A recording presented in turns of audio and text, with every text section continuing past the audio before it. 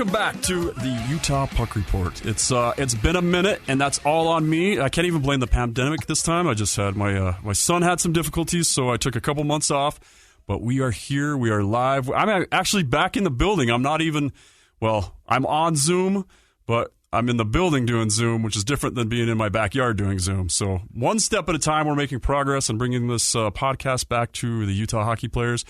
And, our audience that was in L.A., but probably not in L.A. anymore since Trevor's moved on a couple times since we were live in the studio. So today, Alan Greenberg, Cory Lingelbach. Did I say it right? Cory? Lingelbach. Dang it. I even wrote it down. I've known you forever, but the minute I turn on the mic, I forget everybody's name. So Cory and Alan are local hockey shop owners, and I wanted to get into talking about having a local hockey shop because it's not like owning a chain, and even owning a local shop nowadays is a lot different than it was 15, 20 years ago when we had Hockey Haven here. We could, you could walk into Hockey Haven and they were allowed to carry all the name brands nonstop, and it's harder now for the little shops. And we're going to explain why. We're going to explain how these guys got into it. We're going to talk about just the nuances of owning a hockey shop, and we're going to talk a little bit about just local hockey in general and how much these guys support the local market. So, guys, thanks for being on the show. Well, thank you. Thanks for inviting us. So, Alan, we'll start with you a little bit. We'll just go alphabetical, I guess. Alan, your shop, the Cottonwood Hockey Shop, correct? Yeah. And you guys, tell me your location and how long you've been open. We're 2594 Bengal Boulevard. We had an oval store, but COVID kind of crushed that. Been in business in the hockey side of it for 4 years now, officially. Before that, I was kind of dabbling in it and sharpening skates for people. Yeah. And that's still kind of, that's one of your special. I hear a lot of people talking, like in the locker rooms, people have a preference of going to both of your shops. I think they just get a little more attention normally, is what I'm hearing. People that you pay attention, you understand, who's coming in and what they like, how they like to, what hollow they normally like and stuff like that. That's kind of a nice little specialty you guys have of being a smaller shop, right? Yeah. A lot of people, when they started coming to me, had never been asked what hollow you prefer. It was just whatever was on the machine they got, I assume. So we kind of would like to know and customize, and we have the ability to do that as smaller shops. I think me and Cory, our attention to detail there, consistency and quality. I do all the sharpening here. I'm training some of my staff to do it. The consistency of it, whether it's the best sharpening in the valley or not, I don't know, but at least it's consistent. It's not a different person every time. And again, I think I do a pretty quality job as Cory does too.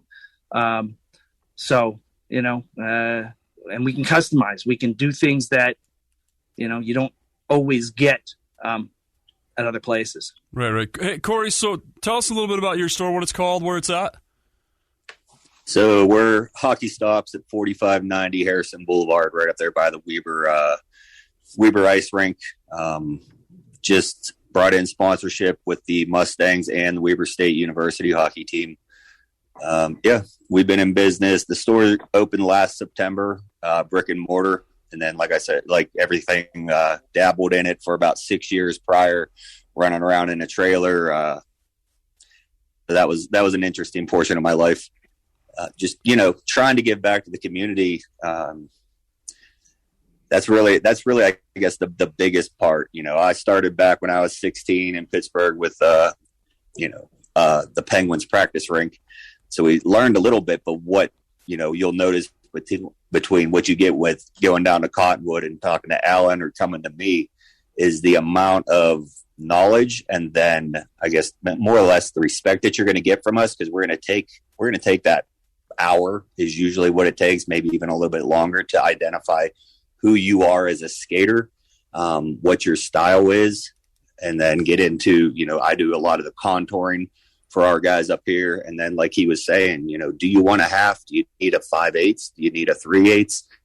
And where does that sit in the way that you position yourself on the ice? And then what is your goals? If you're trying to be fast, you're trying to be agile. There's a whole lot that goes into the science of who you are as a person and your personal anatomy, rather than just putting a half inch on and you're good to go. Yeah, and that was a lot. I've noticed you put a lot of, you're very active on social media, and you talk all the time about, and you're posting different charts on, getting your skates rockered, basically. And if you're a defenseman, you might prefer this. And you guys have both gone a long way and tried to educate people into just, because for years, I'm a goalie, and plus I'm not very talented, so I can barely skate. So for years, it was like I got my skates sharpened like most goalies twice a year, beginning of the season, middle of the season. And we just went with a half, and ours were never sharp. But now goalie skates are super sharp. But I'd always go in and just get whatever. And then as I left the market and it started mattering more, I started learning more about how important it was to have, to try different things in practice and figure out what really did work for, because, your hollow can make up for some of the discrepancies you have in your talent a lot of times too, or, it potentiates some of your skills. Really, it really helps you become a better skater. And I found for me, I'm just a flat 5/8 guy. That's my thing now. But going from a half, hardly ever sharpened, to being 5/8 and getting them sharpened. When I'm on the bench with the Grizzlies, or if I'm skating with the Grizzlies during a week, my skates are sharpened every other day. And that's a huge change. And some people just don't realize how important it is. They're like, they've got an edge, I'm good to go. But if you get a little nick and you turn on that side, or, that's the difference between, winning a game and losing a game. A lot of times you could fall down at the wrong time, or not have the speed that you normally have, or not make as crisp a turn as you think you're going to make. So hugely important. And I think a lot of people misunderstand that. So that's awesome that you guys are out there educating people on how important that is and how many different options there actually are. And that's something, it can take a long time to really figure out and customize for yourself. So again, that's great that you guys take the time. I want to talk to you guys about when you got into opening a hockey shop and you decided, hey, I'm gonna carry this brand. You can say the brand, don't say the brand. I don't care, because I'll call the brands out. You don't have to, but I can talk about how difficult it is for smaller stores, and we can talk about how they sell. But Alan, we can start with you.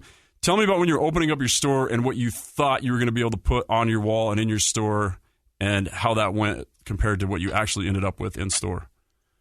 So, I've been in the bike business for 15 years now. So when people, I was talking to customers that were in the bike business, but there were also hockey people too. Everybody was concerned, gosh, you're going to have to spend $25,000 with Bauer just to get your foot in the door. And granted, I got that. With a bike shop as big as a number as $25,000 is, when you're looking at $5,000 bikes, $25,000 isn't the big number. So I looked at it and said, well, okay, $25,000, that's a daily shipment in the bike industry. So the numbers didn't scare me. I knew I was going to have to make an investment. I knew there were going to be challenges. And, the first one I started with was Warrior. Warrior was the easiest. I had great reps that came in to see me. And they were all about opening me. And then, I filled out the paperwork for CCM and Bauer. And again, at that point, it wasn't the massive hurdle that I was told it was going to be. Now, a couple of years ago, things changed. Bauer really started to ask for much, much higher commitment levels. And they actually closed us down for a season because we didn't reach the commitment level they wanted us to reach. And we had to go through a distributor, which was even more challenging. But, a year later, we wrote the commitment they had expected. And since then, we've been able to keep that commitment. So, and that's one of the things that people don't understand with, and when you talk about $25,000. And when I was a rep, and I worked for Eagle, which then became Warrior, and I worked for a stick called Innovative, and Trillage, which were all.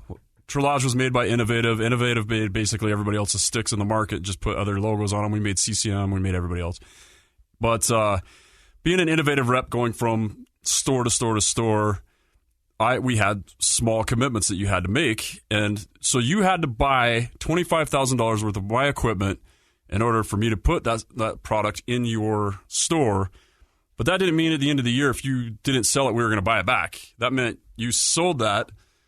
That was just your product now. It didn't matter to me what happened to it.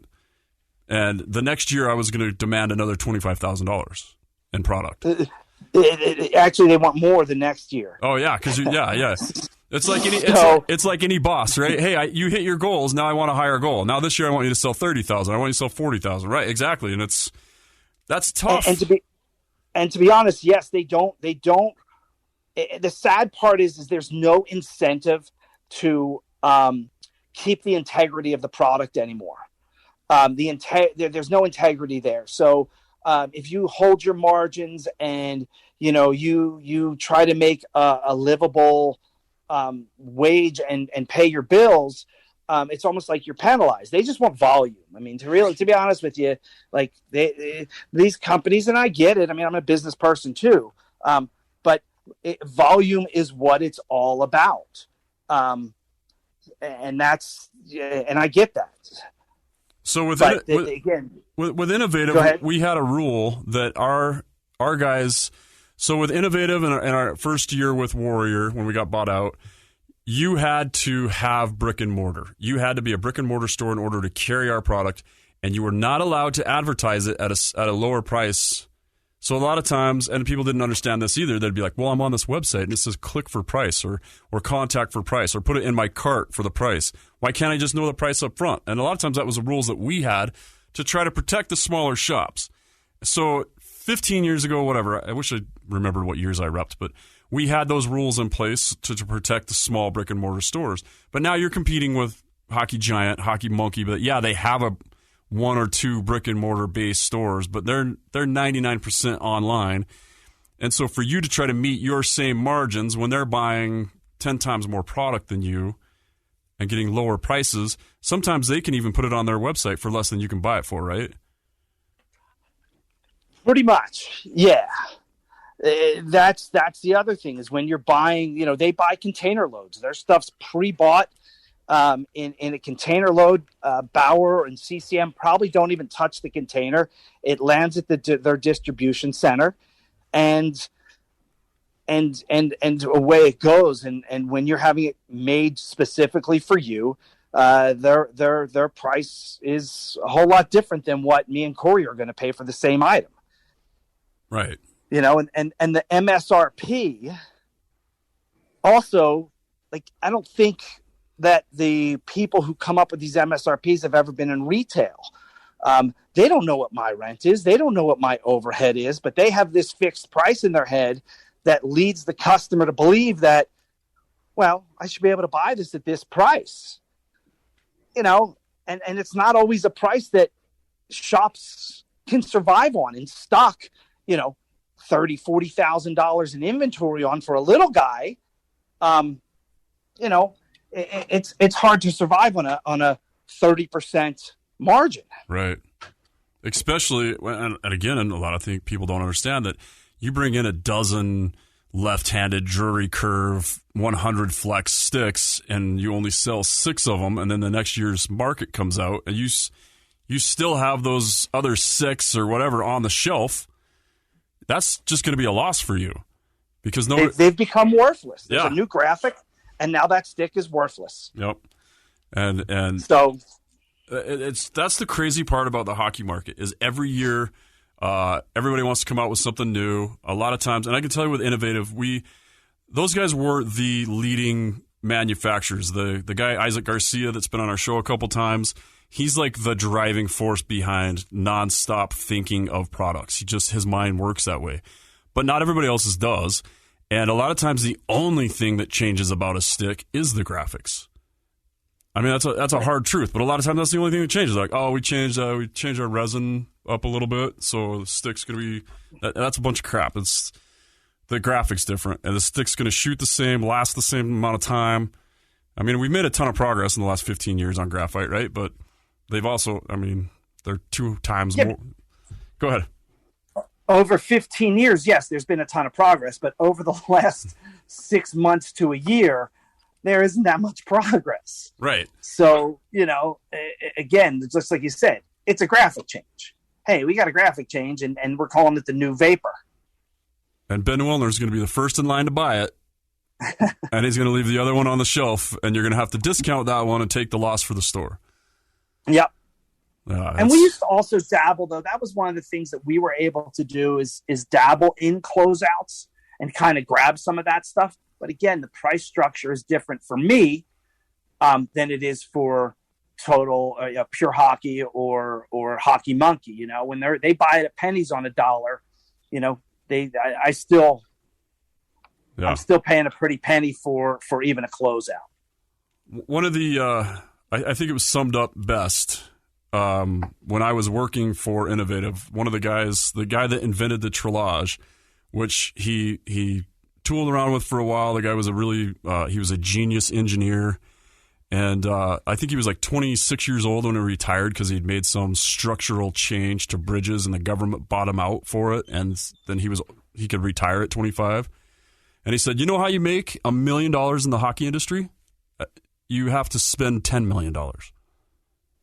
That's the only way to make $1 million. He says, because this is the hardest industry in the world. That's why you've seen Nike and Reebok come in just guns blazing. We're going to make a ton of money. And the industry just chased them out. Like, they were not making the margins. They just said, we don't want to make product anymore. We just want to make the clothes that everybody wears. That's where the margins are. So, Cory, how are things going in Ogden? Do you find that teaming up with the local teams that creates loyalty to your store from the Ogden market, or do you think you get loyalty from the Ogden market because you're the only game in town? Are you able to keep them from driving to Salt Lake or jumping on the onlines? So I think the biggest one is the interaction with myself and my people there. We got, the Logan group is coming down. Obviously their first comment is, God, it's great that I don't have to drive 3 hours. I don't have to drive 1. So that's helpful, just being there, which is, again, one of those identifiable situations, which there was no reason for me after a period of time to drive to what was Total, who now got bought out by Pure and all that stuff. So even large companies can't survive in these markets because they're being bought up by everybody else. But our people is really like our community that we have up here in Ogden and Northern Utah is really where that is for me. Like, that's the only reason that I do what I do. The bottom line on the dollar is we're all experiencing that same thing. The COVID, I opened up in COVID. I opened up last September, and I had very meek thought process on what was going to actually occur this whole year, but it was fantastic. And this upcoming year, I feel I'm getting a lot of support from our community. Everybody's coming through the door. Again, I know their faces. I know what they want. And we're educating the people on the products that you guys were talking about. Hey, let's put them side by side. What is the difference? Is it a color? Did they change from a green to a red cast on their sticks or something like that? And I think what we're identifying is the educating of the people through ourselves and our basic knowledge, and then getting that trust. Because if you look at the world we live in, it's hard for people to trust somebody online. It's hard for people to trust a podcast, because you don't know these people. But when you're coming in there and you're seeing the same people over and over, and you're saying, okay, I told you X, Y, and Z are going to occur if we do this. And was I right or wrong? And how do you feel about that? And that gives that, feedback, because just like any service industry, if you do one good thing for one person, they usually tell maybe 2 or 3 people. But if you do one bad thing for one person, they're going to tell 10 to 15 people. So I'm always trying to do good stuff for people. Yeah, that's just like just like every one of us. That's hugely important. And that personal touch. And I'll tell you, when I was starting off as a goaltender, and when I finally got to order new pads, and I'd go in and when you first start to be able to customize your pads a little bit, and I'd go into Hockey Haven and I'd talk to Darren Wack, and I'd be like, well, what if I did this to a pad, or what if I moved this strap here, or what, you could touch the product, and you could, I wasn't going to touch the end product right away if I was going to customize my pads, but they had pads in there that they had multiple sizes of pads, so I could figure out what pad I wanted, what was going to fit me best. I could flex sticks, not that matters in my world since I can't play the puck anyway, but it's, you had the opportunity to mess around and talk to somebody that had, and even if they weren't a player, they don't play your position, they know the equipment. So they can tell you, and that's the other big thing that has changed, is that the hockey industry used to have these huge trade shows. So you would go to Vegas and you would have a chance to sit down and talk about every piece of equipment that Bauer or Warrior or CCM was coming out with that year, and they'd tell you how it's better, why they made these decisions, how it was going to affect which player, and they really educated the seller, the end seller, the kid on the store floor that was going to teach you to use the product. Now, like you said, they get a shipment in, the store barely touches it. It comes in, their cargo ship comes from China, it goes right to that massive store, and then they sell it online, and the end user basically is picking it on color because they've never touched it. So somebody like, Cory and Alan that have the opportunity they understand the product, they sit down with you and say, hey, this is why this is better, and you guys both are in the rinks all the time too. So you're like, hey, I played with you last week, and you know why you sucked on that pulling the puck out of the corners? Because you use this round toe instead of a square toe, or vice versa, or whatever. But you guys have that experience, and you know the players in the market. So there's that intangible that nobody else offers that most players really should prefer, I think, or need, right? Maybe they don't even know they need it anymore. But I think that's where you're at. They don't know what they don't know. They don't know what they need. They don't know why X, Y, or Z is happening to them.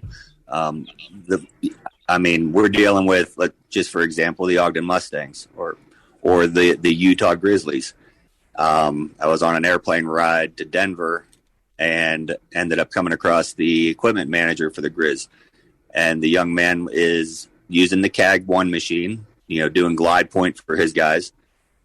And what was occurring was, when I talked to the GM, I said, your son, your daughter, your nephews, high school children have more contour on their blades and know more about their skates than your ECHL guys and the Mustangs and my Weber State kids.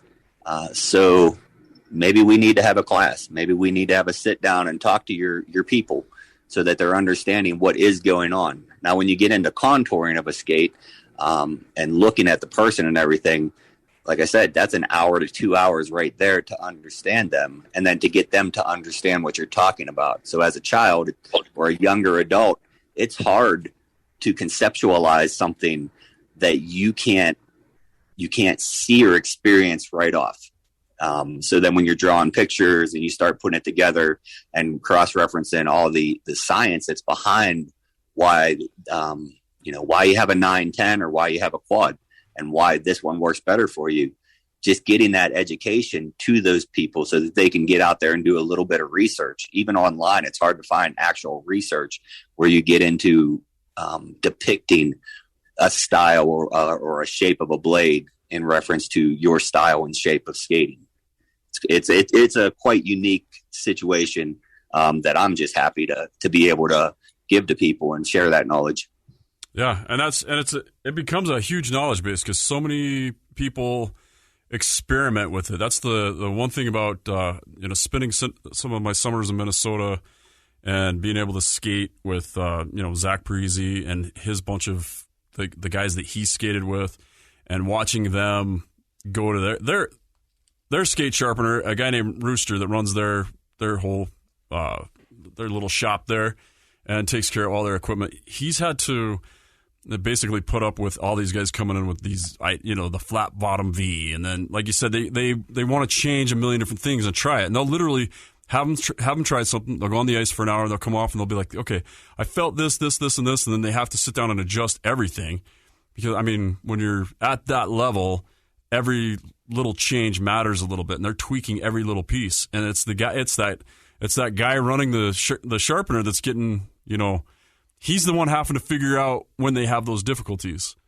So that's pretty unique, and a lot of people don't understand that much thought process goes into it. Because again, like me, I used to get my skates sharpened twice a year. There was zero thought put into that, except for I know it's mid-season, it's time to get them sharpened again. Right. Well, if you look just recently, they had put out, Elias Peterson had changed his skate profile.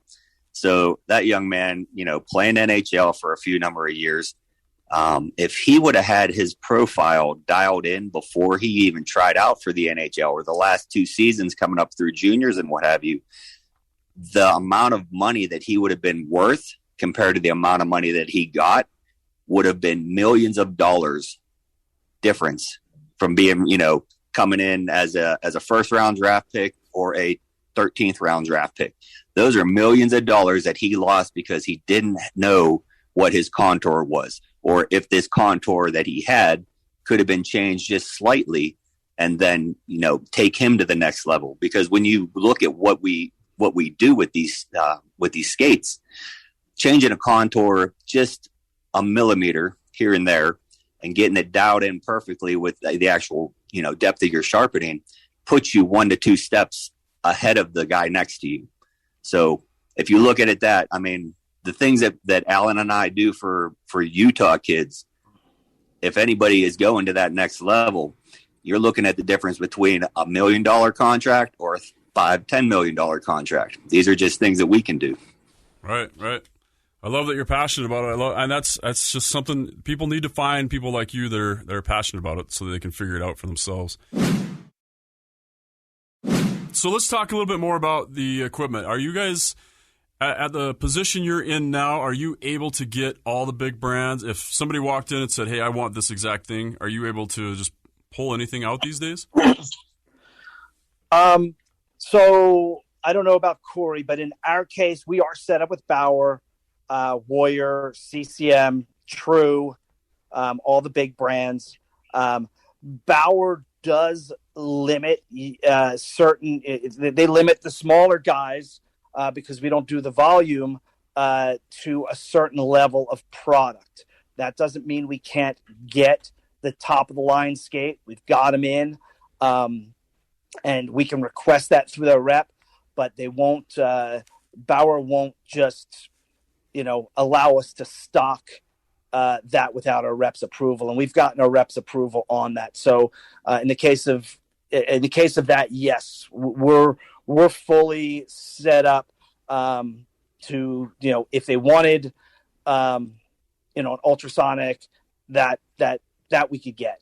We actually have some of them in stock. So, and we chose to stock those last year. So in that case, yes, we're heavy with Bauer and CCM. Warrior, we've had some shipping issues with. Really? Well, yeah, I order 100 sticks and they each get a different shipping label and put in individual bags and ship to me. And then I pay for the freight. Oh my gosh. So I started to hold off on Warrior just because they couldn't get their shipping dialed in and put 10 sticks in a box. So I'd get, 10 boxes. I got like 30 boxes with 1 stick here, 2 sticks there. So we kind of backed off a Warrior. We just started up with True this year. They got a great product line. So, and then we also shop out some of the smaller stuff out there. Yeah, and that's one of the things I want to talk about too. Is you guys? There's an opportunity because there are brands that try to come up, and I actually worked for a couple of these brands back in the day that came and went, and a lot of times they went because they got bought out. Like Trillage made Impact, and yeah, we got bought out by Warrior, and then Bauer actually ended up buying the the imaging, not the imaging, but the rights to the technology, to the innovative, or to the trillage stick out of Innovative, and now they make it, and it sells for them all the time. So it's a convex concave stick. But you have these small companies that want to compete and want to make stuff. Was it Verbio? Yep. So yeah, the Verbero. Verbero, yeah. I used to know their rep. He was an old ECHL equipment guy, but they.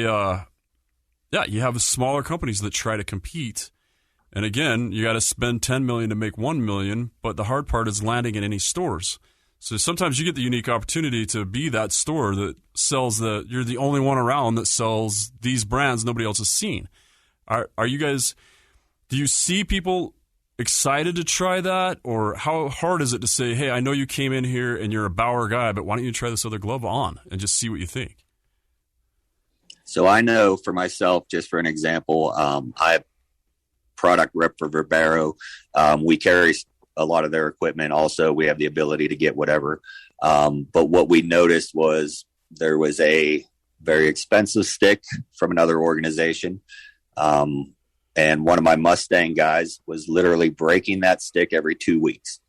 And he's paying over $300 each time. And I said, okay. So I said, I got Verbero. It's an 18,000 wrap, 18K. It's 349 grams. I go, let me know what's your blade type. So I got that in. I wanted him to demo it. I wanted to see if that, if what they're saying is really legit. They're saying it's a durable stick. It's made for an NHL player, X, Y, and Z. That boy got that in January. And after, like I said, breaking that same stick every 2 weeks for his whole season, he has yet to break that stick in the past now 7 months. Wow. So for me, that was not me having to go out there and use it over and over. That's, just a 18-year-old, 19-year-old kid out there, playing at an elite level and saying, okay, this is a legit stick. The product's good. And you can't argue with that. That's like third party, coming out and saying, yeah, your stuff's good to go. There's no questioning for me that they're giving a quality product. And, talking with Andy Sutton, who's the owner, it's one of those things where he's saying, we're only putting out this product because it's the best product that we can put out. And we're not going to change that product line or that style or the resins or anything until we can make it 100% better. So I can appreciate that thought process, right? Unlike like we were talking, you change the colors, all of a sudden it's your stick that was reduced from last year, you put a different color on it and it's now a $350 stick. For me as a parent, number one, but as a person with I think a fair moral statute, that's just something you don't do. Not that bait and switch kind of stuff. I appreciate what he has done for hockey itself. And then what I can do in turn I don't have to blow smoke up anybody's butt. We're 100%, transparent. You ask me a question, I don't know. I'm going to find the answer, but I'm going to tell you the truth every time. Right. So is it hard to get, like a guy like me, I think Verbero makes goalie stuff, right? Yes. They just started doing custom goalie. So how would you approach, like, do you have guys come in and say, hey, I'm just ready to order another set of Bryans. Do you try to sway them into something else, or you just let them go with what they want? If you believe Verbero's a better product, right? You're like, hey, this is a better product. For the stick and the gloves, the things that I have personally touched, right at this point in time, I haven't touched their goalie pads.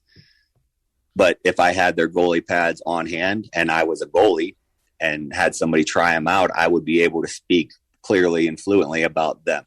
Like I said, I'm not a goalie. I've tried to understand what you guys do, but that's out of my realm. Right. But if I had a question, Alan's a goalie. I go, hey, let me call Alan, or let's go to Cottonwood on whatever date, and I'll drive you down there, and you guys can have a conversation about goalie stuff all you want. So, Jay, what we're looking to do down here, and we planned it for last year, but with COVID, I kind of got a little nervous, is I'm actually going to invest with Vaughn. That's kind of my favorite brand, and have basically what I'm considering a fitting area, where you'll be able to come in. You know, I'm not going to have everything from Vaughn, but I'm going to have a decent selection of pads, chest and arm, pants, and basically say, hey, you want to come in, you want to try things on, come in, try things on, touch, feel. There will be a fee to touch and feel. And if you buy it from me, there will be no fee to touch and feel. But I want to, again, realizing that in the Valley, there is nowhere to touch and feel goalie equipment. That's kind of, for me, the best way that I can think of to bring some goalie equipment in, and have it available, both for sale, but also for try on. Yeah. And we used to do that all the time as far as a rep when I worked for Brian's or when I worked for Eagle, we would go and do, product days. We would do goalie day with the shops, and you could come out and for $25, you could come in and you could try out all the new products that were on the line, and then that $25 went to your whatever gear you were going to buy that day. And one, that kept people that weren't really goalies or didn't really care from trying our gear, but two, it kind of said, hey, we're going to incentivize you, put the $25 down, and now we know you're serious, and now you've already got the money on the table, you'll probably buy a piece of equipment today. So that's genius. I mean, it's good for marketing, but it's good for a guy like me. I want to touch, like, honestly, I've been wearing Brian's forever, but I know Warrior is a good product, right? I believe in Warrior. I would like to try their new equipment. I've gone and I've looked at it. I've gone through the customizer online and made like 3 different color sets that I've thought about ordering, but I haven't pulled the trigger because I don't know how their strapping works, right? So for, like, if you're a Vaughn guy, which Mike Vaughn also owns Brian's now, right? So basically it's the same company. If you have Vaughn set up and a guy like me is looking for something, that's huge, because now I can actually see what changes they've made, and maybe I switch because now I've got to touch it. Now I got to see it. That's huge, because you don't know online. You can't tell where that strap's going to hit your thigh, if it's going to, play the way you like to play. So that's huge. That's awesome that you guys are doing that. Yeah, and that's the goal. So, the order's been written, and I'm hopefully looking to kind of do this within the next month, is get the product in. Again, that's going to depend on what's available. But as a goalie, again, another huge gap in Utah hockey retail is goalie equipment.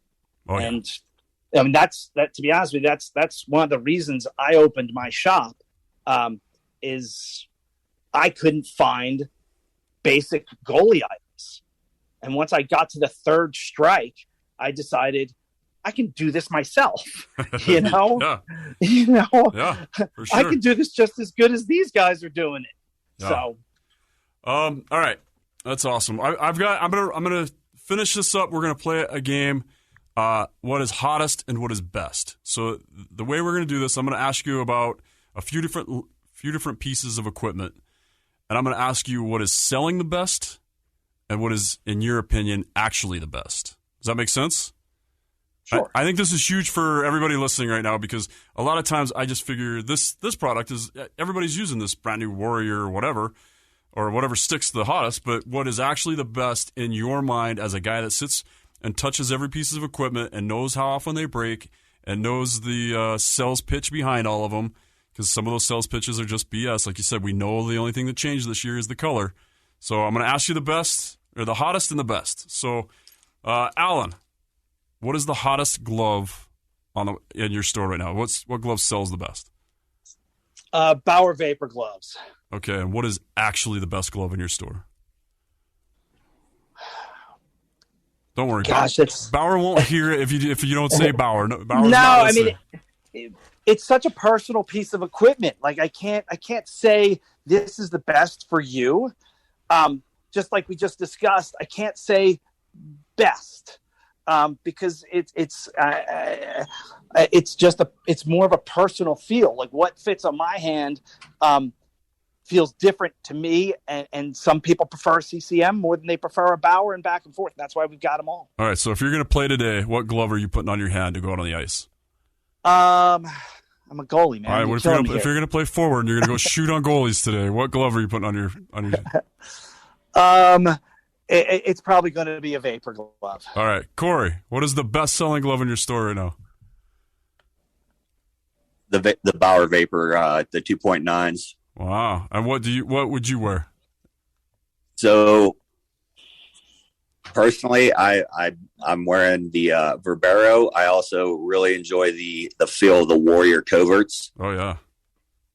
Yeah, like I've had all of them on my hand. The Bauer, that inside texture is unbelievable. I mean, you talk about like putting on a glove. Yeah, but the quality of all these products, like Alan's saying, they are very personal. Yep. People's hands and body parts are all different, and like their strength.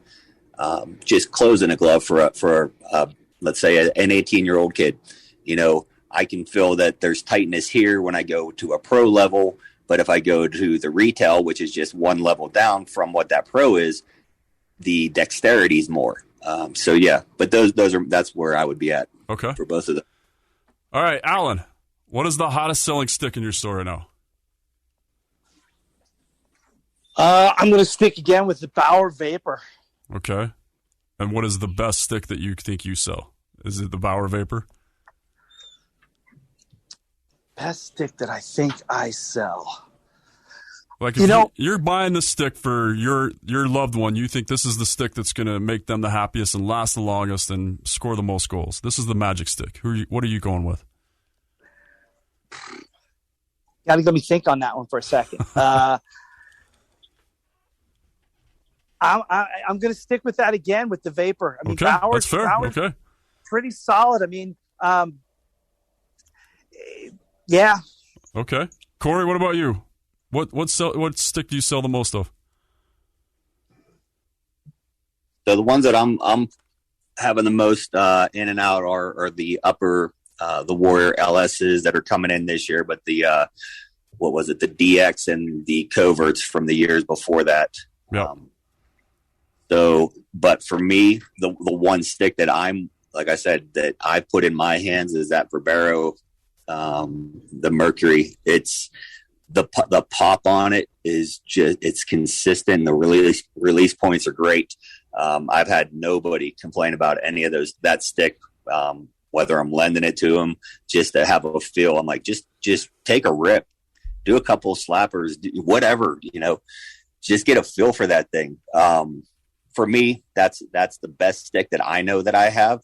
But like I said, the Warrior LS sticks, my whole inventory is coming in August 10th, so we'll be stocked up for those. Yeah. For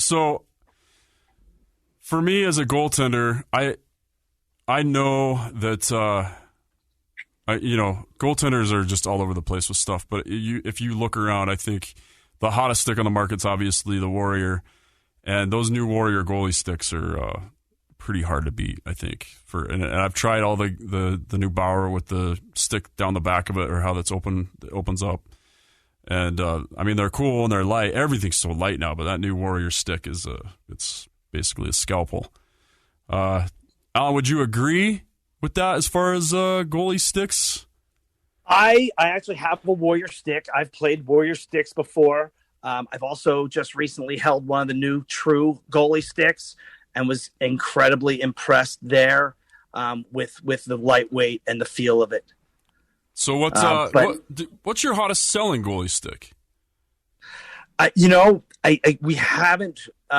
We don't have much right now. As I said, okay. We're just starting to stock up. I have some Vaughn goalie sticks in here, which I'm also playing with. Not light by any means, but incredibly durable. But as I said, we're just getting ready to load. I just got some CCM goalie sticks in.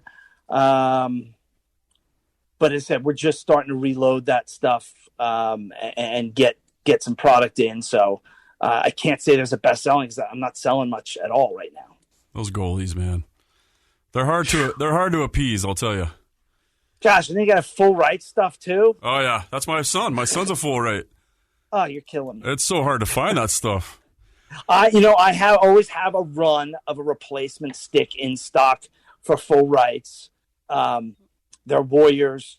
Oh, nice. They're not the most expensive stick, But again, just to have it. I have a woman who drives down from Wyoming because her kid's a full right and he broke a stick. And so they come down from Wyoming to grab a stick because, yeah. you know. When my son was with the Junior Mustangs, same thing. He had 3 sticks in his arsenal or whatever, and they flew. They flew to. He was playing with West Coast, and they flew up to Seattle for a tournament. And he gets up there, and Delta forgot his sticks. His sticks are AWOL, so same thing. He goes in, he's like, "Hey, I need a full right stick," and they're like, "Okay, here's this Sherwood, and it's probably like Darcy Wakaluk or somebody on it, like it's a vintage stick, and that's all he could find that was in a full right. So it's nice that you have the options there. All right, so just to wrap this up, We've got some, yeah. Yeah, it's nice that you guys have it. That's awesome. I'm gonna give you here's your 20-second pitch. Alan, we'll start with you again. Tell me why I should come to you instead of jumping online. Again, you're dealing typically with the owner and people that really care. We're not big box. We're the small local guys. We're here. We're the local feel. When you were a kid and you walked into a hockey shop, there weren't bright lights and disco balls. We're a hockey shop, and that's what Cottonwood Hockey Shop is. All right, Cory, what do you got to add to that? Well, I would reiterate the same, but I think some of the things that we've passed over is, one, what we give back to the community. Every small business has a limited kind of financial income, with our margins, but whether you're sponsoring one team or I'm sponsoring 2 college teams, that's money that comes out of my pocket, and I'm putting it back into our people in our communities. So every time, you want to do a cookie sale, or you'd like a donation of a stick or something to do a raffle. Yeah, that's our bottom line that you guys are taking from, and we are willing to give because of the reason we're in the business. And, Alan probably mentioned it earlier. I've come to him multiple times over the past number of years trying to get my head around why I should be doing this and can I do this, professionally and kind of keep my head above water. But it's those little things, our customer service is far greater than anything you're going to find online, obviously, in some of these big box stores. Our passion for the community, our passion for each one of the skaters that walk through that door. I mean, there's nothing better than a young hockey player coming in and telling you, "Hey, I got a hat trick the first time because you did my skates." And it wasn't you. You had a little bit to do with it, but it's the talent and the emotion that those kids give to us. It's just, that one you can't buy. You can't. Yeah, it's more than anything we can express in words for giving back to the community. No, it's perfect. I'm going to add something to it, and my take on it. And I've said this in the locker room many times.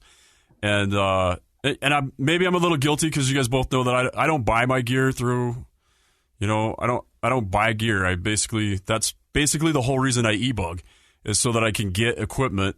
And even if I have to pay through the Grizzlies, I still get it, differently, right? So maybe I'm a little guilty of what I'm about to say. But what I tell people in the locker room is, okay, maybe that stick, say you could have bought it online for $7 cheaper, right? But eventually, there's not going to be a local shop just because you saved $7. And that time that you're going to want to go in and you're going to want to flex that stick or fill it or look and see if it really does shoot different, or you're going to want to look at all the curves because it's hard to tell on the stupid charts they put online what curve you want. Or like you're talking about, how hard was it for you guys to answer the question what the actual best glove was? There's a reason that's a hard question to answer because it's different for everybody. So you can't just jump on the internet and say, that's the new glove I want because I imagine it fits better than that other glove. But spend the extra $7, go to the local shop, feel it, touch it, know for a fact that it's what you want, and pitch in to support the local community. That's my pitch. That's why I say that's why I try to buy. I go in all the time and do local stuff. That's my goal is we got to keep you guys in business because you're part of us. You're part of the hockey community here. That's why I wanted to have you on the show, is because it's you could go into Minnesota and there were 30 stores. Now there's 10. There used to be how many stores in Salt Lake? Again, I haven't been doing this that long, but there was Skate with Skivvies. There was Hockey One. Yeah, there were multiple stores. Yeah. Breakaway. There were multiple stores here, and guess what?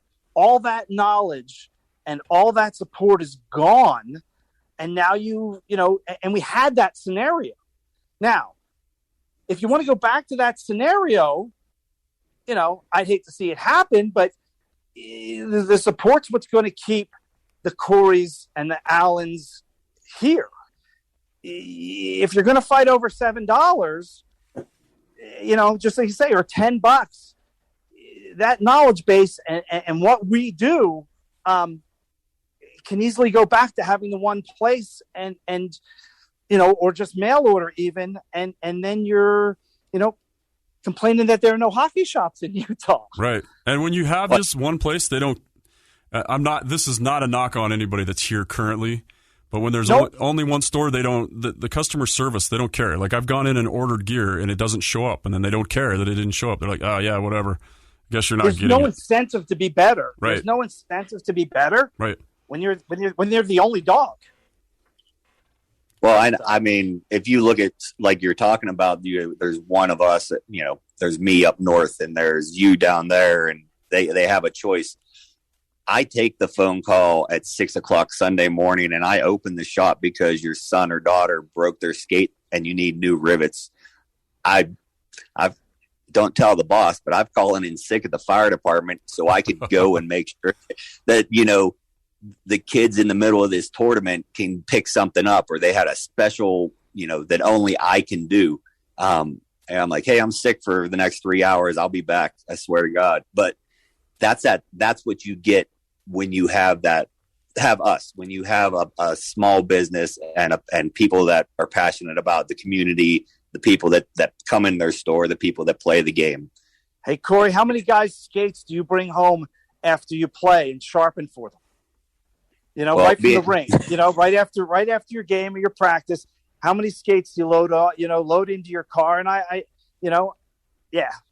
So, I mean, I'm literally at the end of the parking lot, and, if they're drinking their water or whatever, they'll come right to the shop and we'll just do touch-ups before everybody goes home at night. That's exactly how it works. Nice. Because that's what you do. That's what you do for your people. Because I mean, let's be honest, hockey is not just a sport, it's a family. Yeah. And that's one of those ones that, I'm real big on, being a Marine and what have you, when you're ready to take one for that team. You watch Goon.